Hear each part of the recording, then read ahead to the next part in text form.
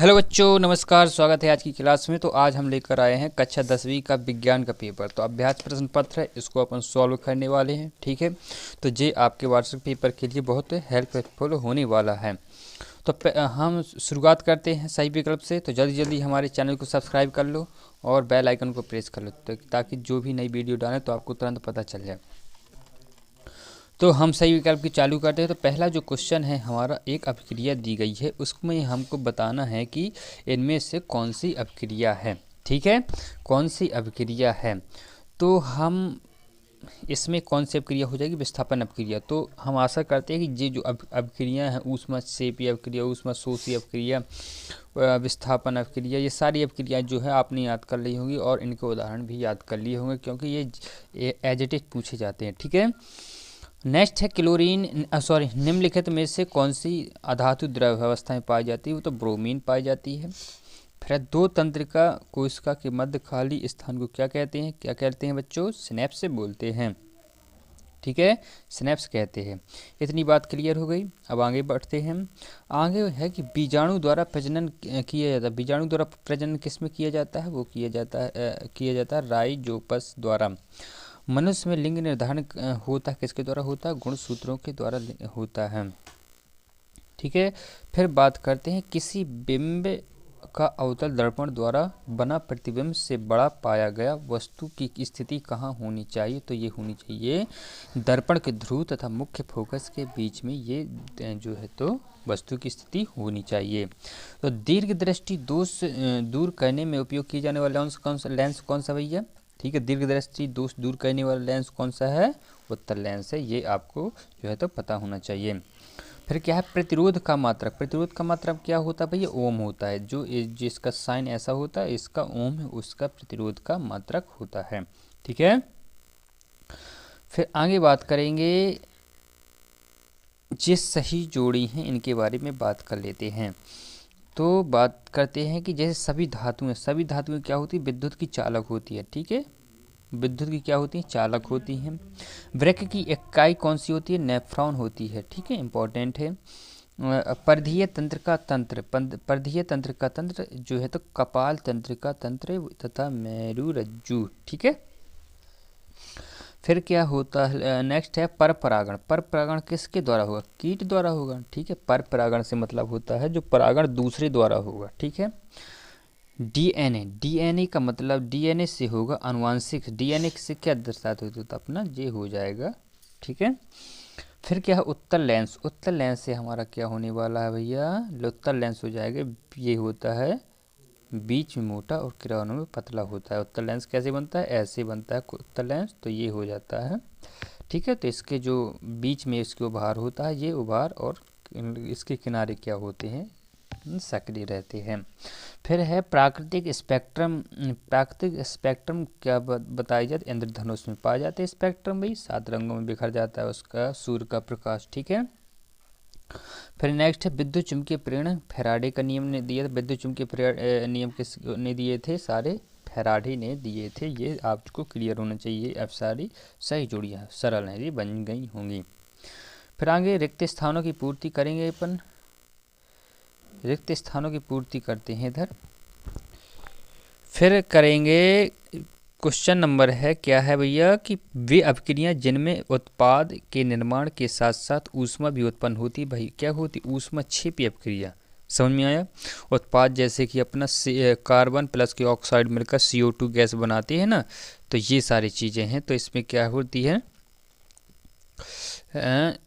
ऊष्मा भी निकलती है, CO2 गैस निकलती है। अगर जीरा समझ में आया हो अब वो, तो फिर अपन इनकी बारे में बात कर लेते हैं। जैसे कैल्शियम कार्बोनेट है। कैल्शियम कार्बोनेट में जब H2O मिलाते हैं, पानी H2O मिलाते हैं, तो इसमें क्या बनता है?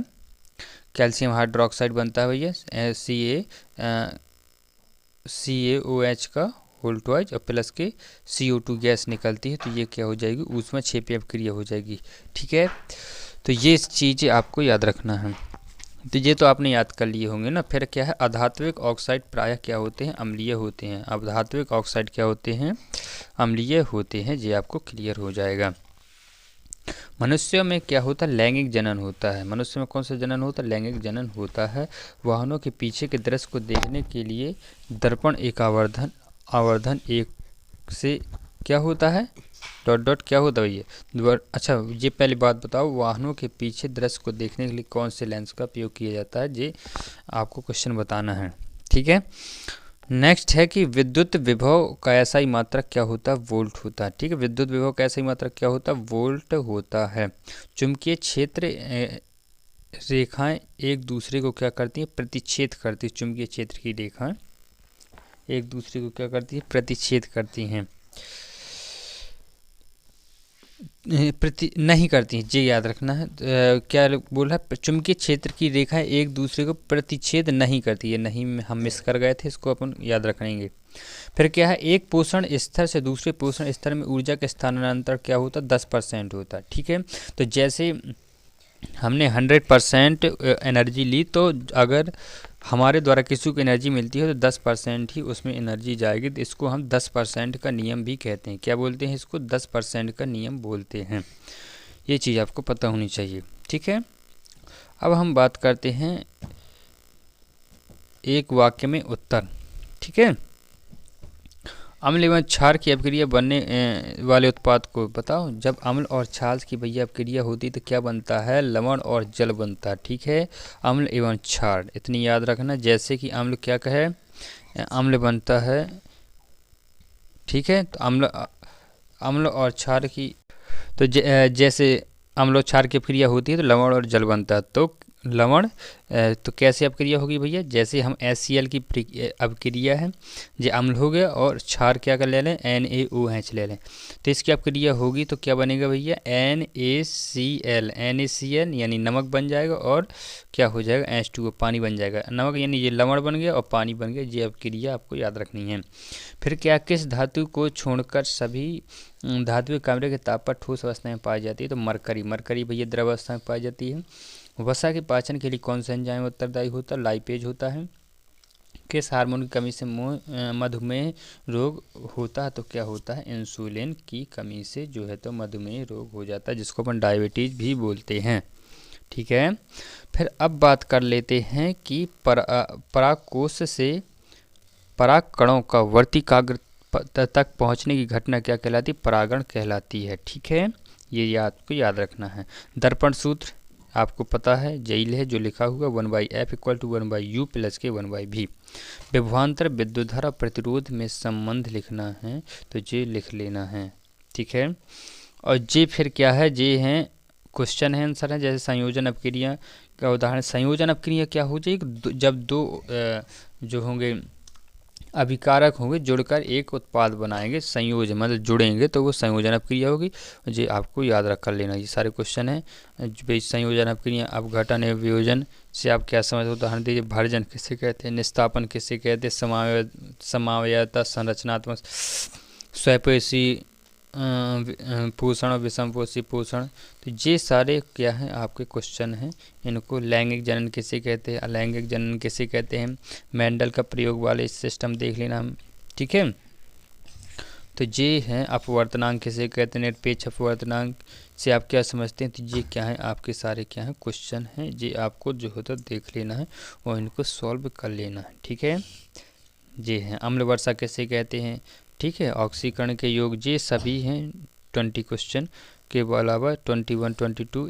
फिर क्या है, जाइलम में फ्लोएम में 4 अंतर याद रख लेना जितने भी हैं। ठीक है, अंतर याद रख लेना है।